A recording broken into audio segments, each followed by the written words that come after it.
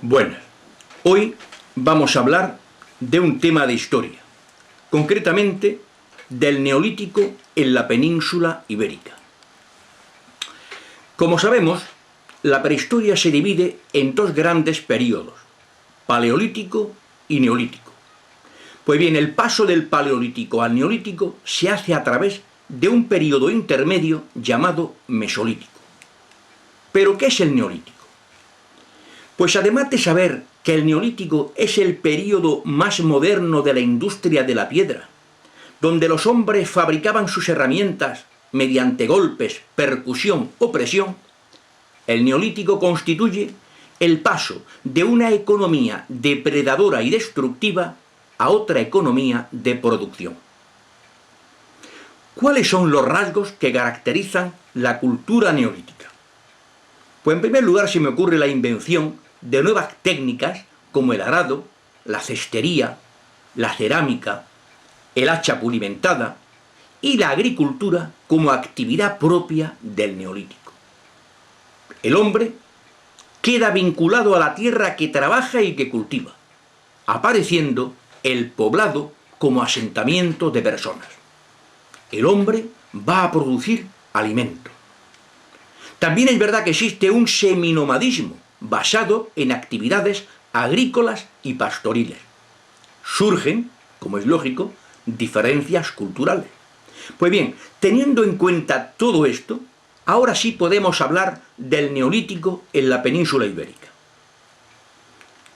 Un historiador, don Antonio Arribas Palau, dice: no se ha excavado ningún poblado neolítico peninsular que ofrezca datos sobre la introducción de la agricultura, lo cual obliga, en el caso particular de la península ibérica, a un estudio conjunto del Neolítico y de la Edad del Bronce. Tenemos que saber que todas las aportaciones étnicas y culturales de origen africano y oriental serán preponderantes desde el Mesolítico hasta la Segunda Edad del Bronce. Va a ser hacia el 3000 a.C. cuando la península va a ser una avanzada de la cultura neolítica por dos caminos. Uno, el que llega desde Oriente a través de los países danubianos hasta Europa occidental. Y otro, el que procede de África, que trajo los rudimentos de la agricultura, la domesticidad de algunos animales, el pastoreo, las hachas pulimentadas y la cerámica. Pues bien, este primer neolítico, llamado hispano-mauritano o cultura de las cuevas, es semejante al contemporáneo del norte de África. La región del sureste peninsular va a tener gran importancia para el conocimiento de las etapas sociedades peninsulares durante el Neolítico y la Edad del Bronce. Así, vamos a distinguir tres momentos. Uno, la cultura de Almería.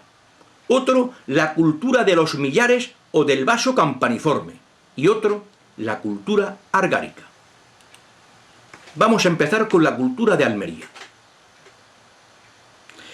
El grupo étnico sahariano, con el progresivo desecamiento del desierto, se lanza a la periferia y algunos llegan al sudeste peninsular hacia el 2500 a.C.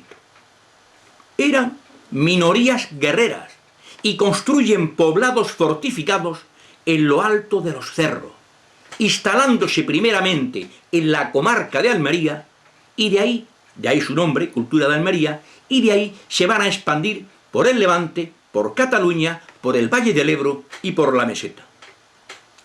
Esta población se superpuso a la gente del Neolítico hispano-mauritano, es decir, del primer Neolítico, formando un grupo étnico homogéneo que corresponderá 1500 años más tarde a los iberos.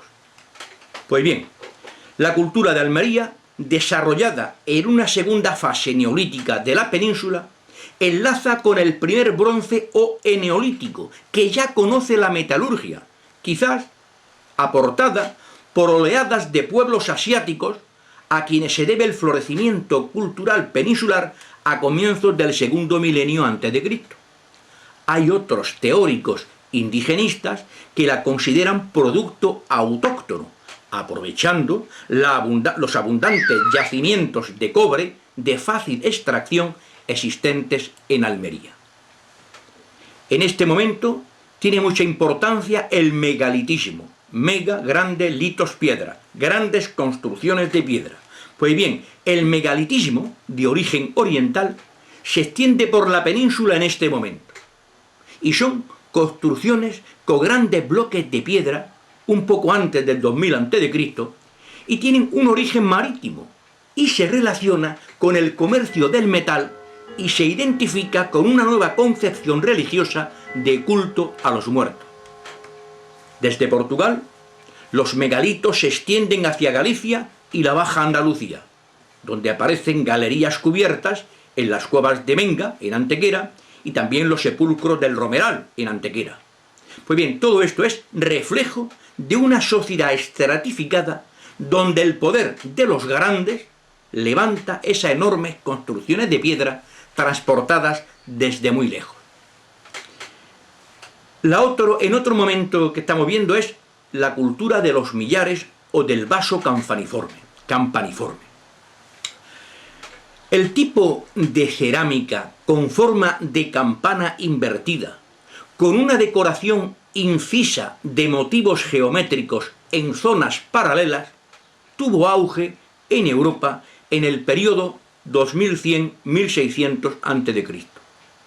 Su origen está en el sur de España, en los Millares, en la provincia de Almería, aunque con modelos orientales, reelaborado entonces en la península y adquiriendo aquí la personalidad definitiva. La difusión quizás se deba más a la acción de bandas de comerciantes armados que a la de un pueblo conquistador. Esta población peninsular a comienzos de la Edad del Bronce triplica a la del Paleolítico Superior. Calculamos que habría unos 150.000 habitantes. El transporte se realizaba en carros de 2 o de 4 ruedas. Los progresos agrícolas serán importantes en la Edad del Bronce pleno, es decir, en la cultura argárica, aunque ya habían utilizado sistemas de riego artificial en los millares. La domesticación de animales fue una importante fuente de producción de alimentos. Los millares constituían un poblado amurallado, un oppidum, es decir, un recinto amurallado, aunque no constituyen ciudades en el amplio sentido del Próximo Oriente, simplemente eran aldeas fortificadas con una población de unos 2000 habitantes. Pues bien, a partir de estos poblados aparecen las ciudades en el sur y en el este de la península en la primera mitad del primer milenio antes de Cristo, 1000 al 500 antes de Cristo. Por último, vamos a hablar de la cultura argárica. Va a ser a mediados del segundo milenio cuando España permanece dentro de la órbita mediterránea con una cultura argárica, que significa la plena metalurgia de la segunda fase del bronce y un resurgir de los almerienses. Estas gentes eran hábiles metalurgios, mantuvieron relaciones con Egipto y con el mar Egeo y poseían una avanzada organización social. ¿Cómo eran los enterramientos? Pues bien, en el Eneolítico o primer bronce, 2500 a.C., eran enterramientos colectivos, en sepulcros megalíticos, y no se advierten diferencias sociales. ¿Cómo es el tipo de sepulcro? Pues el tipo de sepulcro es el dolmen, el sepulcro de corredor y el sepulcro de galería.